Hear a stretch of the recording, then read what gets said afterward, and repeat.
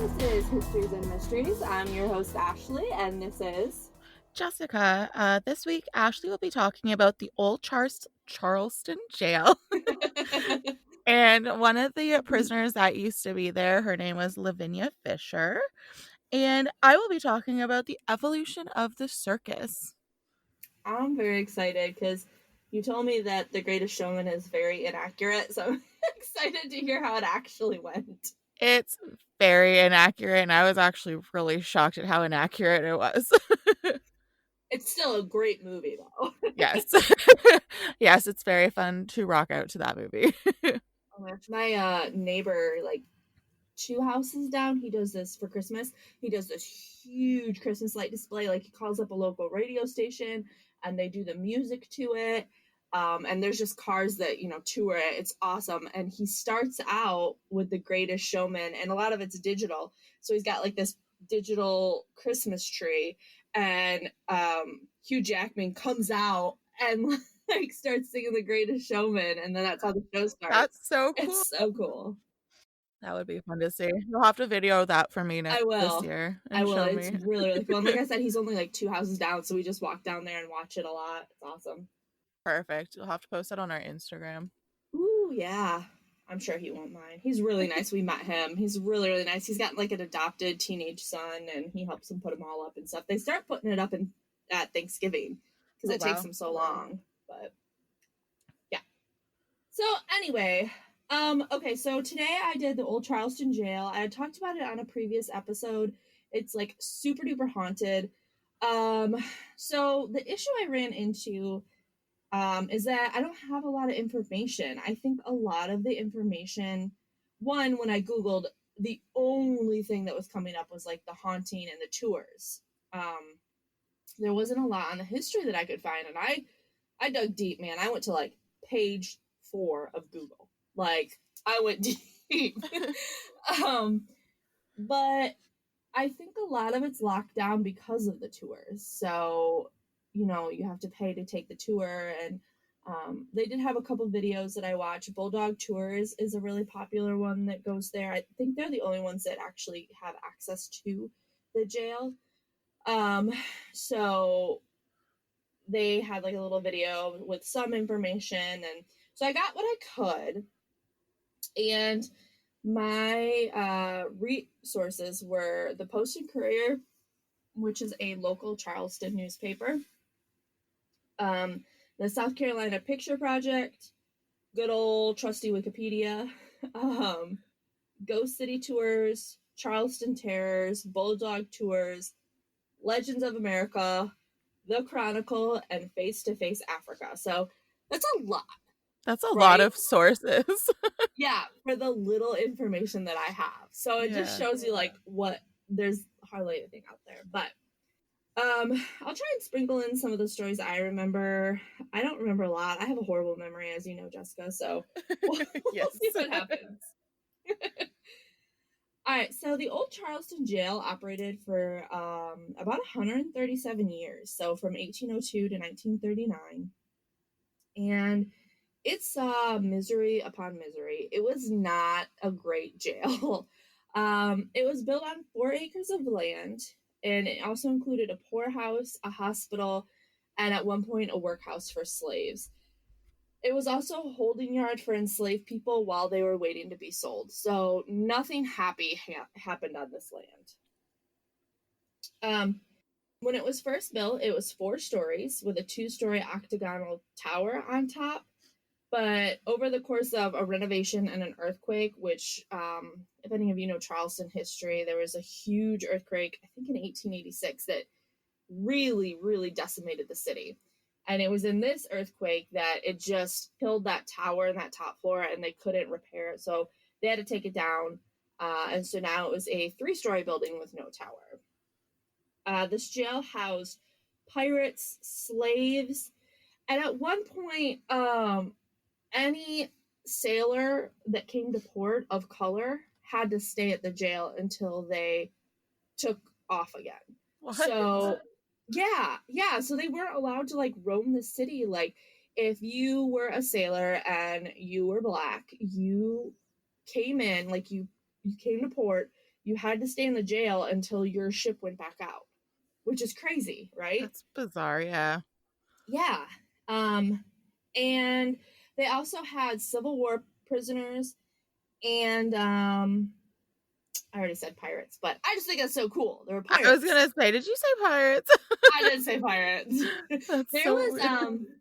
yeah, so if you ever are in Charleston and you take any of their walking tours, which I did, like when I lived there, I did so many of them because I just find them fascinating.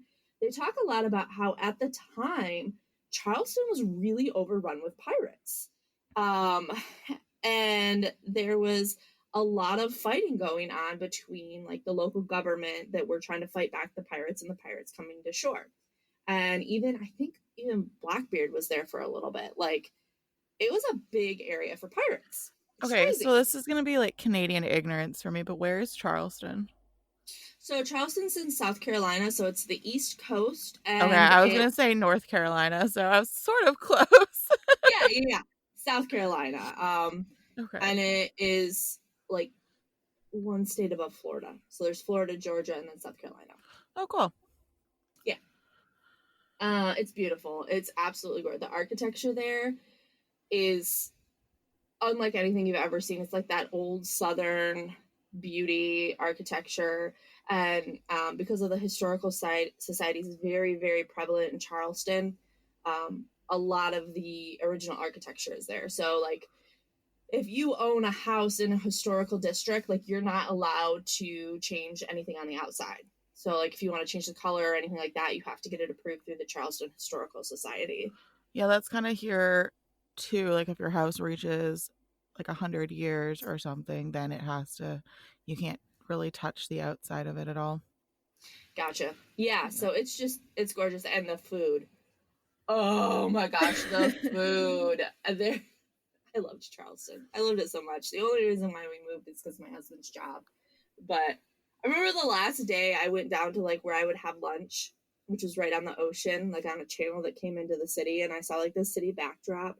And then there was like a dolphin and a baby dolphin like playing in the water. And I Aw. was just like, how can I ever leave this beauty? But I did. With much trepidation. Oh, it was awful. I cried. But anyway. So, back to the story. Okay, so it's believed that more than 10,000 people died in this jail. Not only did they die from the conditions in the jail, which I'll talk about a little bit, but there was also a gallows in the yard, so a lot of people were hanged there. When in operation, the jail was set up as follows. So the first floor was the gentleman criminals. I couldn't really figure out what that is, but I think that's just more of like probably white collar type crime. The second floor was debtors and prostitutes. And the third floor was the worst. They were murderers and thieves. At its top capacity, it was supposed to hold about 130 people. And at its busiest, it held 350. So That's not too horrible. I thought, had we not heard your asylum story earlier, Yeah, I was just thinking that. I feel like this would seem like a lot bigger. But the jail is also a lot smaller than that asylum was. Yeah. Well, and I was literally just thinking about the asylum. I'm like, well, they had like over thousands upon thousands of Yeah, people. theirs was really, really bad. So Yeah, because I imagine their cells were a lot smaller and they had to cram a lot more people into them. So yeah, so the weird thing about this jail was they didn't really have cells. It was kind of like an open floor, and people were chained to the ground. ew. Yeah, and they had a couple cells on, I want to say it was the second floor, but they were like group cells. Like, True. so a bunch of people were in there. And they did have a one wing that was solitary confinement. So those were obviously individual, but otherwise everybody was in together. Men, women, children, all in together. So some of the women would come in and they had nowhere to bring their children, so their children came with them. Or they would give birth in jail. So the kids would be there. The poor babes. Yeah. Um And so obviously there was overcrowding, and since they were all kind of squished in together, disease ran rampant. I mean, everybody was diseased, and they used wood chips as the floor. So like their bedding and bathroom was the wood chips. Ew. Yeah. And they didn't have running water. They collected rainwater from the roof of the jail. But they collected them in, I think it was called like a cistern barrel, which caused everyone to get cholera. So that makes sense. There was a lot of, yeah. So there was a lot of cholera, a lot of, disease going around, especially when your, bathroom is the same as your bed. And unfortunately, there wasn't a lot of guard activity, I want to say. It's not like today, where everybody has their own cell, the guards are carefully watching. It was kind of just like, good luck. So there was a lot of violence, a lot of rapes, especially with women being in with men. So it was just a horrible place. One of the more famous or infamous people there who were held there was Lavinia and John Fisher. Have you ever heard of them, Jessica? I think so, but I'm Okay. not. Like, I think I've definitely heard of her. Yeah. So she is thought to be, oh my gosh, can I tell you? I'm so dumb. I thought I heard a vibration, so I was looking for my phone. I'm literally reading my story off my phone. Okay. So Oh no. We got a long night ahead of us, girl. We do. All right. So Lavinia Fisher is often thought of as America's first female serial killer. Now, a lot of what I'm about to tell you, people are starting to kind of like debunk and say that it's just legend and there's actually not any proof. But for, most of history, this is what was thought. So Lavinia and her husband owned an inn 6 miles from Charleston, the city, and they called it, are you ready for this? Yes. The 6 Mile Inn. Oh. So there were rumors around town. I mean, back then, there wasn't a huge population. People talked. And there were rumors of guests disappearing at the inn, but none of the proof. And people tended to like the Fishers, especially Lavinia. She was said to be one of the most beautiful women in Charleston at the time. People just thought she was absolutely gorgeous. So I'm sure that didn't help, that didn't hurt, right? I'm Googling this. Yeah, I Googled her. For the time, she was pretty. Yeah, she's pretty. Yeah. Oh, I'm surprised. So the kind of legend goes that they would bring guests in and Lavinia would sit and have tea with them. And obviously, these men wanted to have tea with Lavinia because she was so pretty. And she would just kind of chat with them, nonchalantly ask them some questions like, oh, are you married? Do you have a family? Basically, who's going to be looking for you if you go missing? She would also ask, how much money or what they were traveling with to determine if it was worth her time to, take them on. And there are two thoughts to what happened next. So one was that the tea was poisoned. And then once the men went to bed, her husband would go into the room and stab them to make sure they were dead. And then they would, take all their stuff. Perfect. The other story is a little bit more outlandish. I think if any of this is to be true, it's probably the one I just said. Okay. But the other story is that the tea was just a sleeping aid. And then once they would go to their room and go to sleep, Lavinia would sneak into the room and pull a lever, which would drop the bed, like open the bed and drop them into like a pit that had spikes in it and kill them. Kind of reminds me of Sweeney Todd. Right? Yeah. Yeah.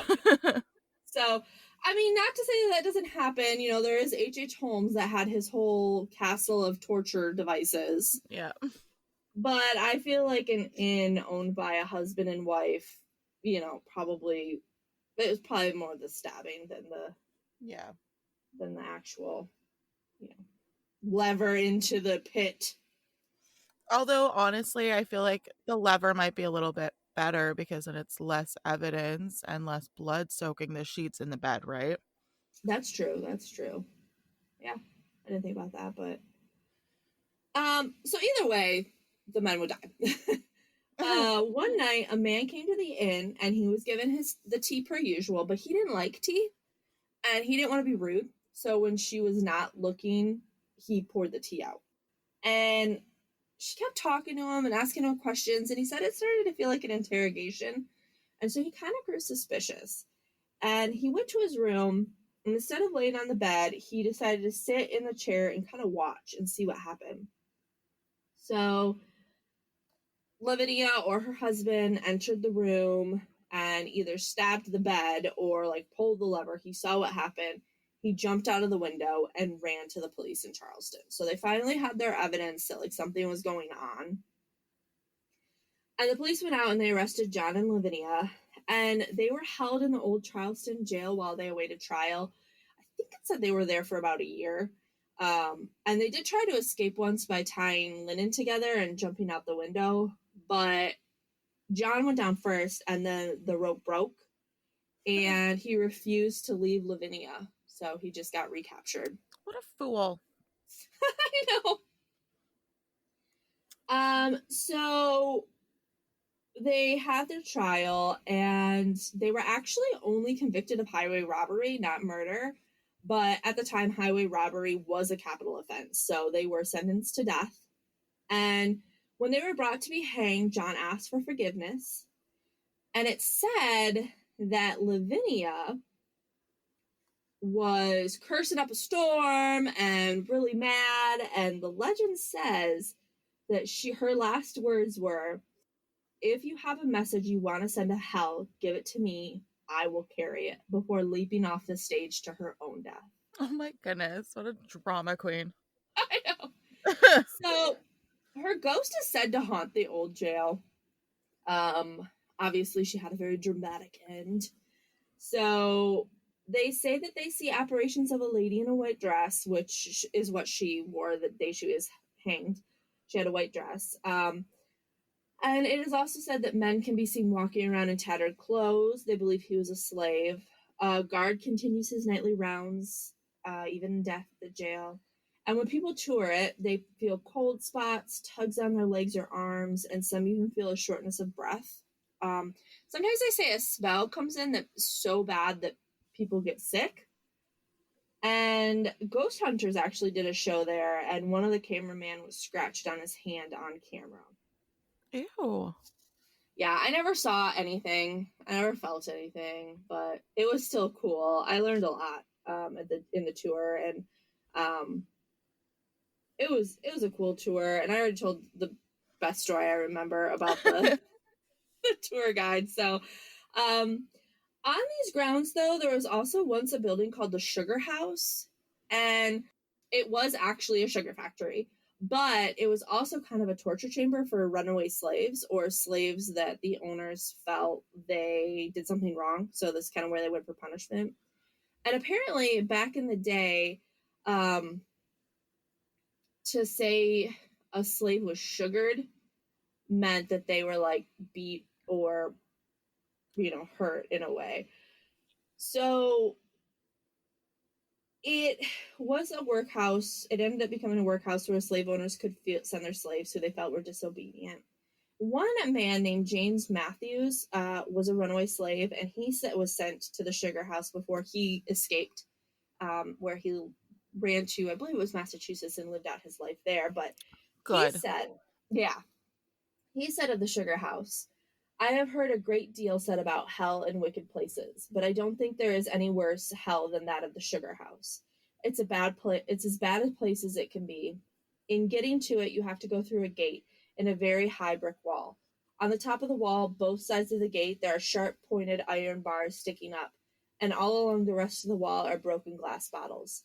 These are to keep us from climbing over. After you get into the yard, you go through a gate to the entry, then through a door of wood and an iron door, chained and locked together so as both to open at the same time. The lower story is built of stone of great thickness and above brick. The building is sealed inside with a plank. Away down in the ground under the house is a dungeon, very cold and so dark you can't tell the difference between day and night. There are 6 or 7 long rooms and 6 little cells above and 6 below. The room to do the whipping in is by itself. When you get in there, every way you look you can see paddles and whips, cow skins, blue jays, and cat o' nine tails. The blue jay has 2 lashes, very heavy and full of knots. It's the worst thing to whip with of anything they have. It makes a hole when it strikes, and when they have done, it will be all bloody. In the middle of the floor are 2 big sills with rings in them, fastened to staples. There are ropes tied to the rings to bind your feet. Over the sill is a windlass rope coming down to fasten your hands to. This rope leads off to the corner of the room, and there are pegs to tie it to. After they've got you stretched, slaves are carried there to be whipped by the people in the country 4 or 5 miles round, and by all the people in the city, and the guardmen carry there all the runaways they take up. So that was his, yeah. After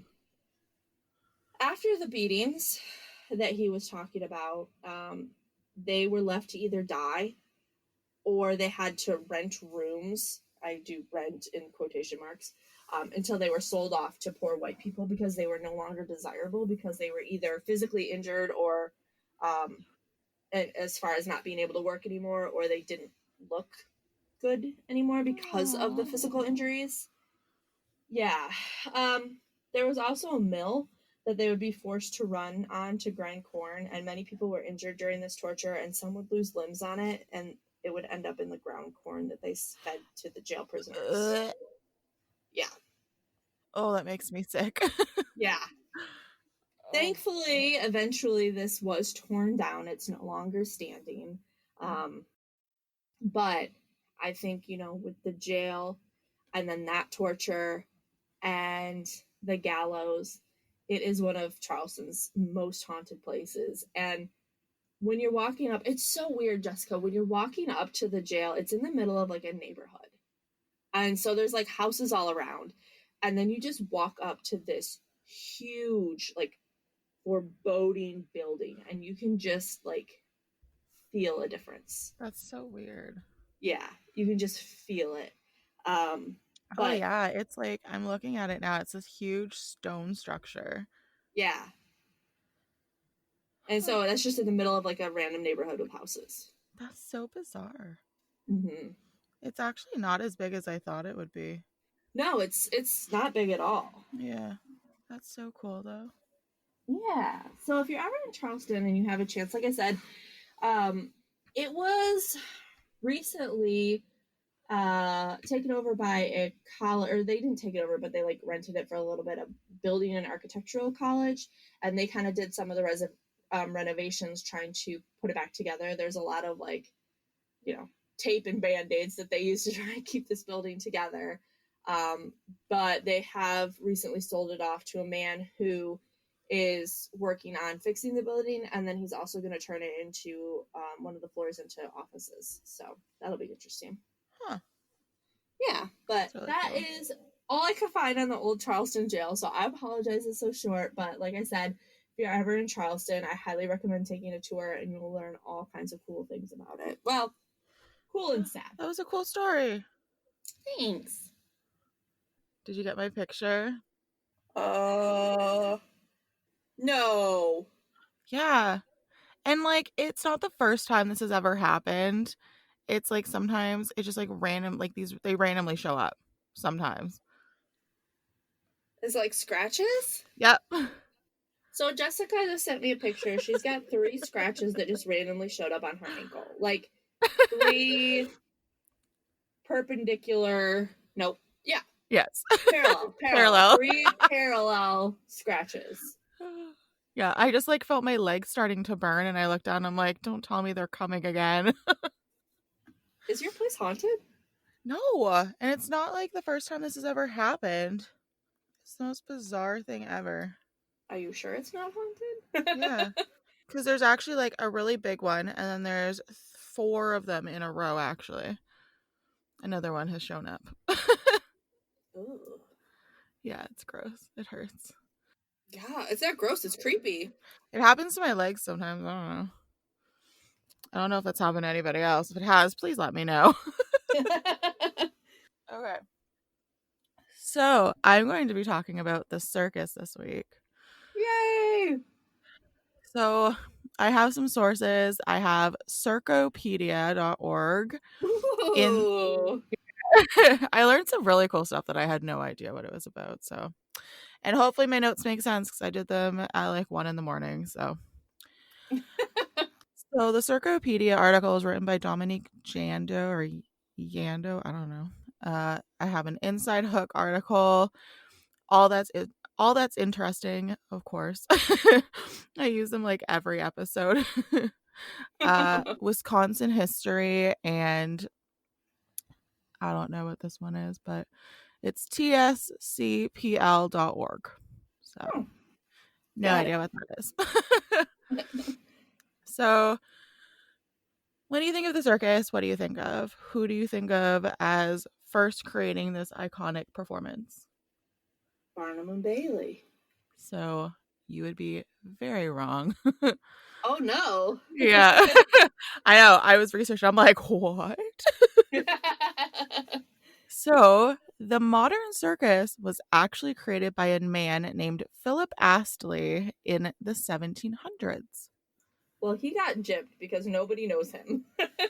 Well, it was interesting because in The Greatest Showman, Zac Efron's character's name was Philip. So, I don't know if Oh, that was actually like a jab towards Philip Astley or not, but interesting. Okay. yeah.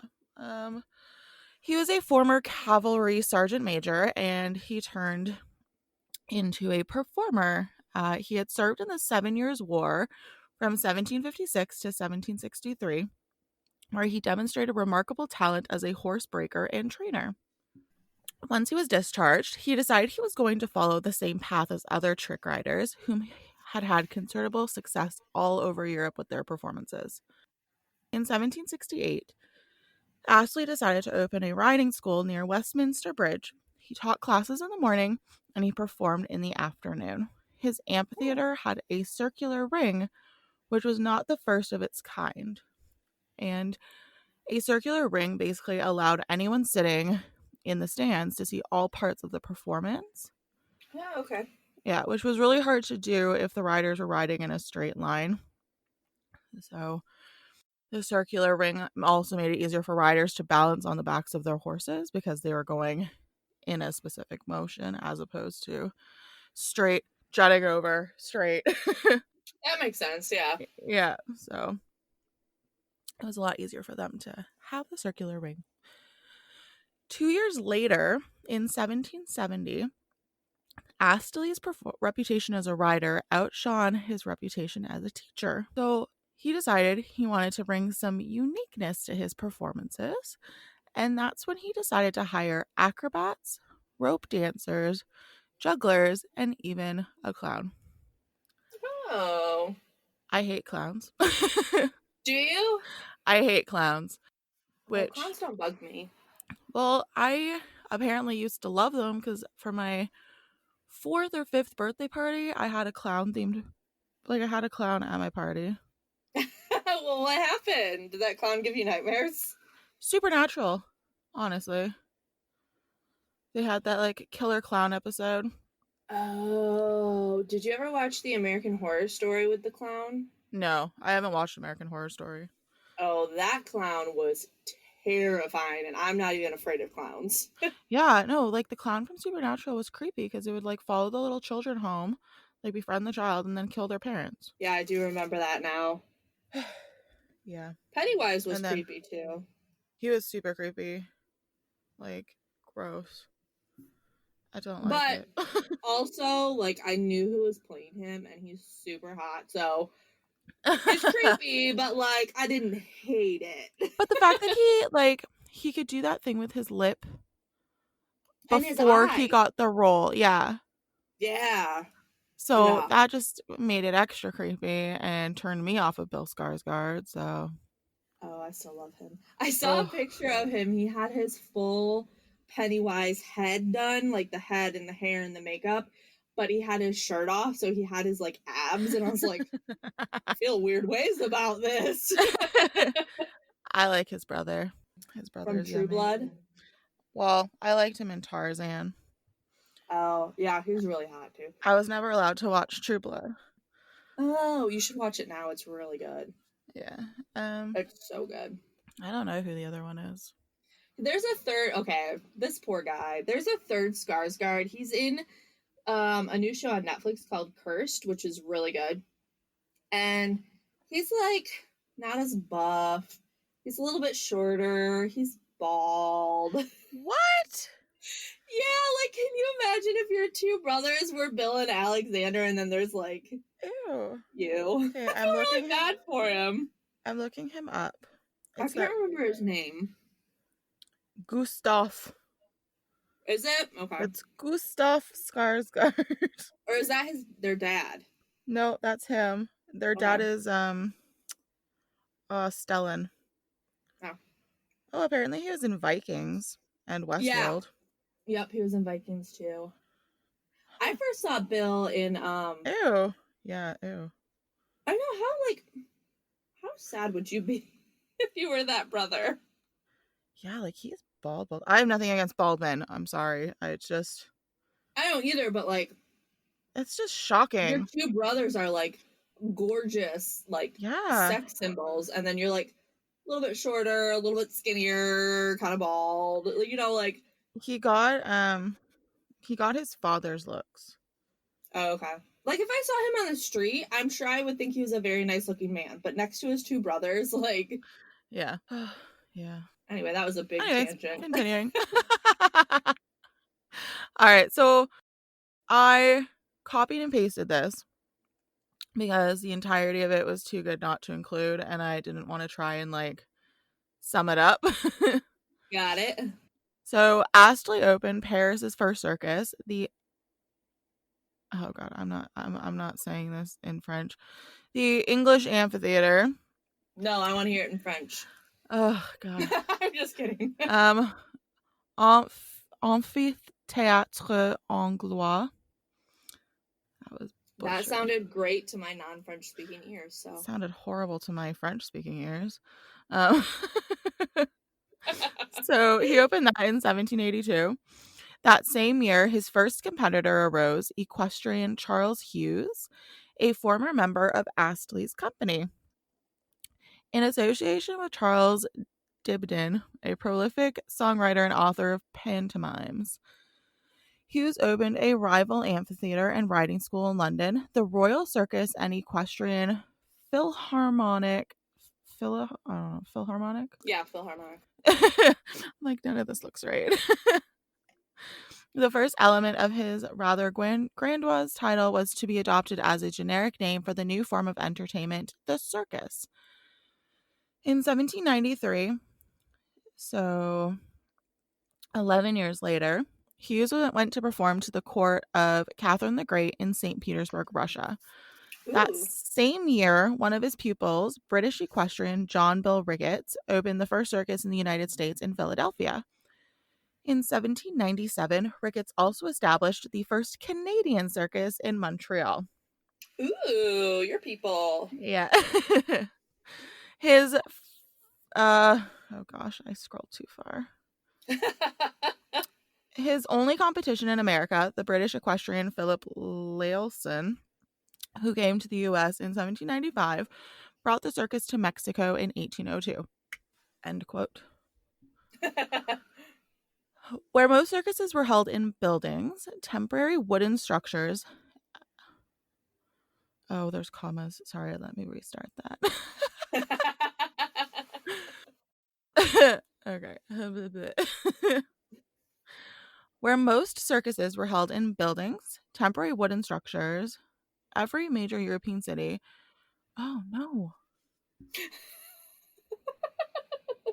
How do I put a comma there? So your 1 a.m. writing isn't turning out to be super great. I did these notes so late. Also, I did them like 2 weeks ago, so. Where most circuses were held in buildings or temporary wooden structures, every major European city soon had at least one permanent building. Most circuses in Europe remained in a building. However, the circus was to be a little different in the United States. We always gotta be different. Well, exactly.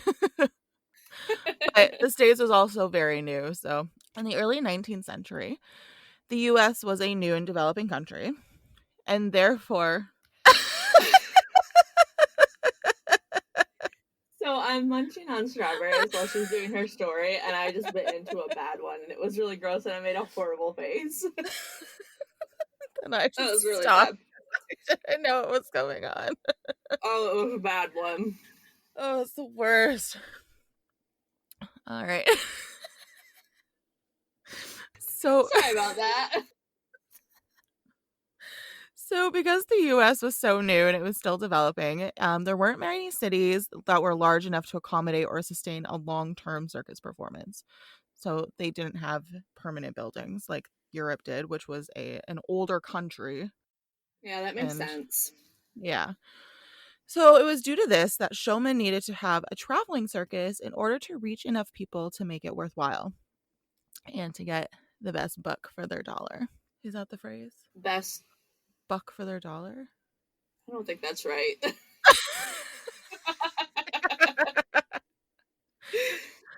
It's best bang for your buck. Oh. Don't mind me. She's foreign. She doesn't understand our sayings. All right. In 1825, Joshua Brown was the first circus entrepreneur and was the first to replace the wooden structure with a canvas tent.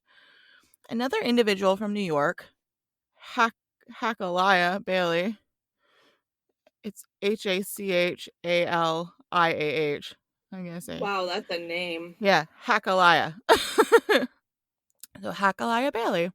He had purchased an African elephant and showed it around the country with a lot of success. He then added other exotic animals to his exhibit, which then created a traveling menagerie. Oh. Yeah. His success convinced other farmers from his area to have a traveling menagerie as well, some of which added circus performances. In 1835, a group of farmers and menagerie owners joined forces, and in doing so, they controlled 13 menageries and 3 circuses. The traveling tent show in the United States was run by a businessman, which was much different than the European shows, which were controlled by families. Oh, okay. Now here we go. In 1835, Phineas Taylor Barnum. And let me just, please look him up. Look his picture up right now. Okay. What's his full name? Phineas Taylor Barnum, but you can probably just put in P.T. Barnum. Oh, yeah. P.T. Barnum. Oh, wow. Okay, who do you think he looks like? An actor. Ooh, He looks identical to a different actor. Okay, hold on. Let me pull up a better P.T. Barnum. Oh, that one guy. I know who. I can't think of his name, but I know what you're talking about. What is he from? Oh, he looks like Bill Murray. No, Jim Broadbent. Who? Jim Broadbent. Look him up. He was in Harry Potter, Moulin Rouge, Narnia movie. Oh, I love Moulin Rouge. Yeah. Oh, I think he looks more like Bill Murray. Oh, I thought he looked identical to Jim Broadbent. I didn't know that was his name. I like that actor. Oh, I guess I can see it a little bit, yeah. Yeah, but anyways, Hugh Jackman did not fit that likeness of that role. When you actually look at the picture of the guy. Well, not many people can come close to Hugh Jackman's gorgeousness. He is gorgeous. He is. And he's so Nice. He's been with his wife like since before he was famous, which I love. Yeah. Oh, they're adorable. I love them. Yeah. Okay. So, anyways. So, he started his sideshow at the age of 25. Oh, wow. Yeah. So, here are some fun facts about him, which totally destroy the movie, but Oh, cool. let's go. He was born in 1810. Mm-hmm. Despite the depiction of him in the movie, he actually had a very wealthy grandfather. Oh, okay. Yeah, they played So, him off as kind of poor in the movie. yeah, poor and like orphaned essentially. So, Yeah. his palace home burned down in 1857. His palace home? Yeah. Oh, okay. Yeah. So this was 22 years after he started his circus. He Gotcha. was wealthy enough that he could own a palace. Wow. So it burned down in 1857. He was a master hoax, so most of his oddities were fake or exaggerated. Yet due to his showmanship, people were so fascinated and still paid to see, even once they were exposed as a fraud. That makes sense. I mean, we still watch magicians and we know magic isn't real. Yeah. He became mayor of Bridgeport, Connecticut in 1875. So after he retired from the circus. Mm-hmm. One of Barnum's most successful animal acts was an elephant by the name of Jumbo. And after Jumbo's death, he was stuffed and donated to the university Barnum helped found. And it Oh. was the school's mascot for almost 100 years until his remains were destroyed in a fire. Oh, you can't get away from these fires. No, that's not even where it ends. So Barnum didn't like alcohol. And while he was mayor, he enforced strict liquor laws. He cracked down on prostitution, cleaned. Ew. Yeah. I mean, not about the prostitution, but about the alcohol. Yeah. He. Although I do think prostitution should be legal, but that's a whole different story. Yes, exactly. He cleaned the water supply and he lit the streets using gaslight. Oh, cool. Okay. So those are good things. Yeah. He almost went bankrupt after he invested in a bad company. He didn't get involved with the circus until he was in his 60s. And before that, his main source was his museum.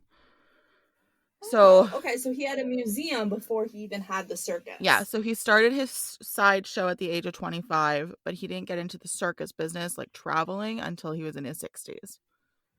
Well, okay, in the movie, he did have a museum first. Yes, but he only had it for like 2 seconds. Well, they had to move it along. Well, he didn't age that much.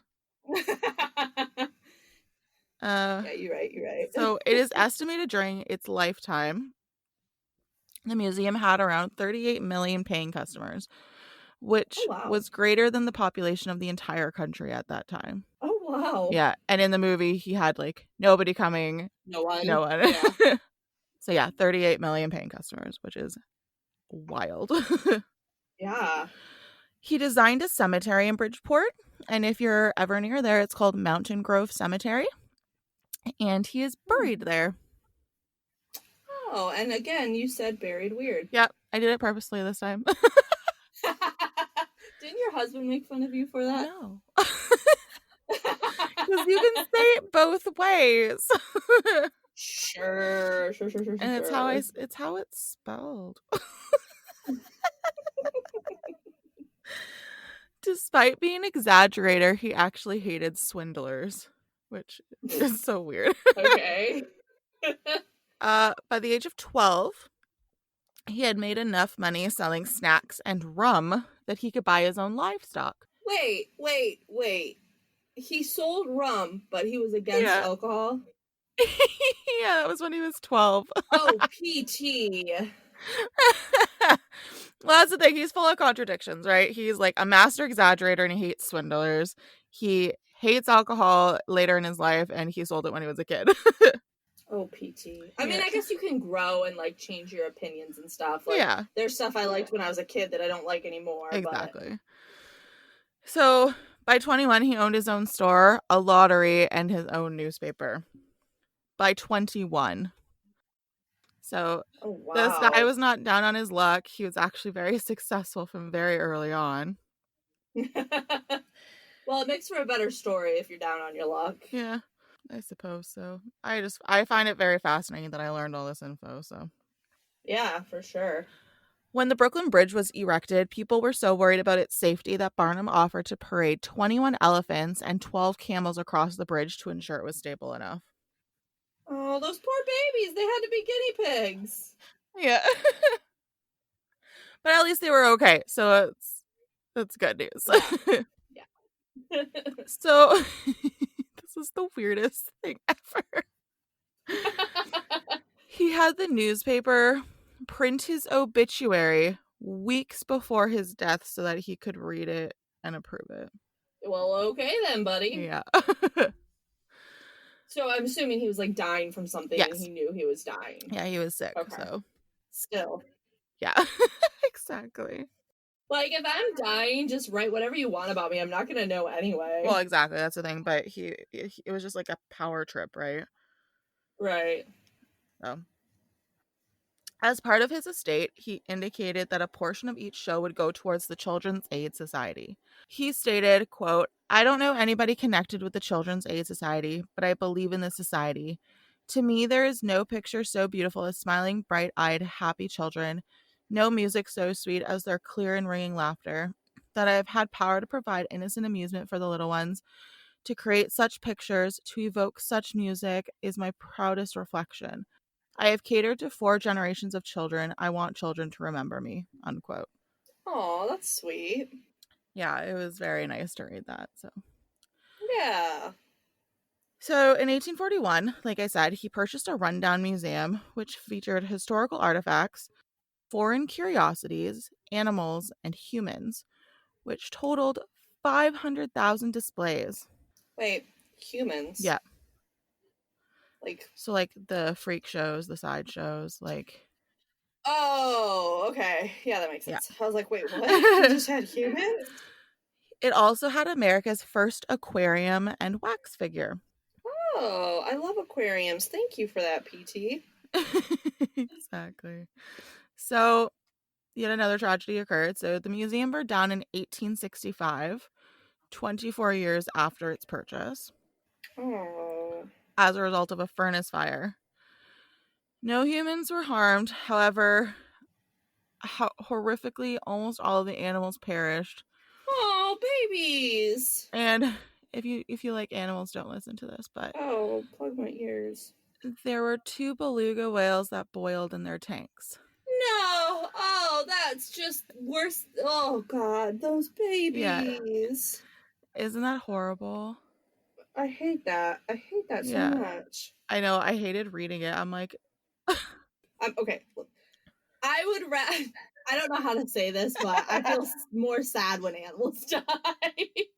No, I do too, honestly. They're just so innocent. They don't know. No, I know. It's so sad. So, before he could rebuild and restock the museum, another fire ravaged it nearly 3 years later. Oh my gosh, what's wrong with this guy and fires? He's had a lot of bad luck with fires. Yeah. In 1871, nearly 100 years after Philip Astley created the modern circus, Barnum, in association with William Cameron Coop, launched the P.T. Barnum's Museum, Menagerie, and Circus. It was a traveling show where the museum was a combination of animals and human oddities, which was deemed the sideshow. Got it. A year later, Coop came up with daily transportation by rail for their circus. He also invented the use of multiple rings, up to 7 in fact, over a span of many years, and in order to capitalize on the spectacle of the performances over the artistry. Hmm. I'm going to get into the 10 most famous oddities in their show. Ooh, okay. So some of these were in The Greatest Showman, and some of them were not. So Joyce Heth, she was an old lady who was claimed to be 160 years old. She even claimed to be the wet nurse of George Washington. Oh, okay. Yeah. She looked so old that it was rumored that she was a robotic puppet or automation when you saw her during her performance. That's and I think sad. I think she literally just sat there, like. Well, at 160, you probably can't do much anymore. Yeah. So many people were fascinated with her that 1,500 people paid 50 cents, which is $13.86 today, to be present during her autopsy. Ew. Yeah. So that was just another way that Barnum was capitalizing Yeah. on everything. So during her autopsy, it was deemed that she was only 80 years old at the time of her death. That's really sad that she was only 80 but could pass as 160. Like, how would you feel as a woman? Look her up. Joyce Heth. Joice Joice. Heth. She was old looking. She was like very sunken in, like very Oh like, my. yeah.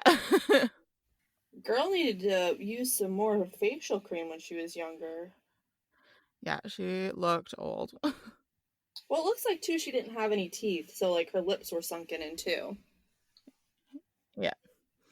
So he was able to pass it off, and then he wanted to capitalize on her death, and people paid to show up. Wow. So that was 1,500 people, right? Mm-hmm. So that's almost $1,500 today. Wait. Right? No. Yeah. No, I did that wrong. That was if it was $1 Like, per person. yeah, I did it minus 13 instead of times. Oh. So that was $19,500 today. Wow. Just to watch an autopsy. Yeah. On a regular 80-year-old lady. Yeah. All right. General Tom Thumb, who was in the movie. However, it's a little different how he was acquired. So what was he in the movie? He was the little guy. Oh, okay. He literally dressed up in like the little general's costume and rode around on the horse and stuff and shot the guns. That's right. Okay. Yeah. So he was acquired in 1843 at the age of 4. Oh. He was Charles Stratton, and he stood roughly 3 feet tall. He was taught how to sing, dance, and perform impressions. He made a considerable amount of money and was even rumored to have assisted Barnum financially in 1856 after his almost bankruptcy. Oh, wow. He was arguably the most successful of the sideshow acts. Good for him. Yeah. Chang and Eng, they were conjoined twins. They earned enough that they were able to purchase a beautiful and large home, and they had 22 children between them. Oh, wow. Yeah. The bearded lady is next, aka the infant Esau. Her name is Annie Jones. Due to her facial hair, she was displayed in Barnum's museum at the ripe old age of 1. Oh. She became a respected musician over the years and made efforts for people to stop using the word freak to describe those with oddities. Oh. Yeah. The Fiji mermaid. Not all attractions and oddities were alive. Oh. I need you to look this one up. I'm looking up Annie Jones right now. Oh, yeah, she had a real full beard. I didn't even look her up. Because I know, like, a lot of women, have facial hair that they either, shave or wax or whatever, but hers is really thick. She came out with a beard, like, when she was a baby. Yeah, that's unique. Oh, what was the mermaid one? The Fiji mermaid. Fiji mermaid. Oh my dear God, what is that? It was a skeleton that was combined with the torso of a monkey and the back half of a fish. And then they were sewn together. And I say don't look it up, it's super creepy, but I told you to look it up. It is not a pretty thing. No, so it was one of those exaggerations because they literally took the front end of a monkey and the back end of a fish and sewed it together. Oh my gosh. And claimed it was a mermaid. Wow. Yeah. It's nightmare fueling. It's not pretty. It's not pretty. I much prefer Ariel. Right? All right, so the Swedish Nightingale was actually Jenny Lind. Do you remember her from the movie? Which one was she in the movie? She was the opera singer. Wasn't the opera singer also the bearded lady? Nope. So the opera singer was the one that sang the song like Never Enough. She was played by Rebecca Ferguson. Okay. So she kissed Barnum. I don't get why she was a freak though. It's not. It's just like one of the just an act. Their most famous oddities, I guess. I don't Okay. know. Okay. But she popped up. So she was a celebrated opera singer in Europe and was unknown in the United States at the time. Barnum was incredibly intrigued and essentially campaigned for the 29-year-old to come to America. Oh, wait. I just remembered who she was. Okay. Never mind. Yeah. She arrived in 1850 to much anticipation, and she was able to raise a fortune for her favorite charities, and her and Barnum created a surge in opera popularity in the United States. Oh. Between 1850 and 1852, she performed 93 shows in the U.S., earning Barnum $500,000 at the time, which was almost $17 million today. Oh my gosh. I mean, And say what you want about it. He knew how to pick people and get their talents. yeah, and she earned $250,000, which is around $8 million today. Wow. And she donated most of that to charity. Oh, that's so nice.